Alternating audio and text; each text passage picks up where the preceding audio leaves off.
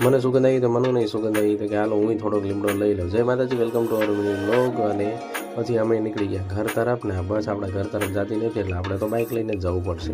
અને મનુ ખરીદવા લાગી છે દાદાને ત્યાંથી શાકભાજી. મનુને અહીંયા શાકભાજી બહુ મજા આવે તો અમે ખરીદીને નીકળી ગયા. તો ડબલ ડેકર બસ દેખાણી. આ છે ગામડેથી ડબલ ડેકર બસ જોતાં આપણે પહોંચી ગયા ઘરે અને ફૂલ જ થાકી ગયા છીએ. તો હવે તો આપણે સુઈ જ જવું પડશે. બીજા દિવસે રેડી થઈ અને કમ્પ્લીટ ક્લાસ પૂરો કરીને અહીં આવી ગયા અને મનુ લઈને બેસી ગઈ છે શાકભાજી. પણ હાથમાં શું છે? હા, હાથમાં તો કંઈક ડબ્બો લાગે છે અને ડબ્બો ખોલો તો એમાંથી નીકળો ખજાનામાં છે ખજૂર પાક. તો હાલો તમારે બધાને ખજૂર પાક ખાવો હોય તો આવી જાય. પછી ખજૂર પાક ખાઈ અને મનુ બનાવવા માંડી છે શાક. કેમ કે ઘણું બધું સુધારી નાખ્યું છું એટલે આપણે શાક તો બનાવવું જ પડશે ને.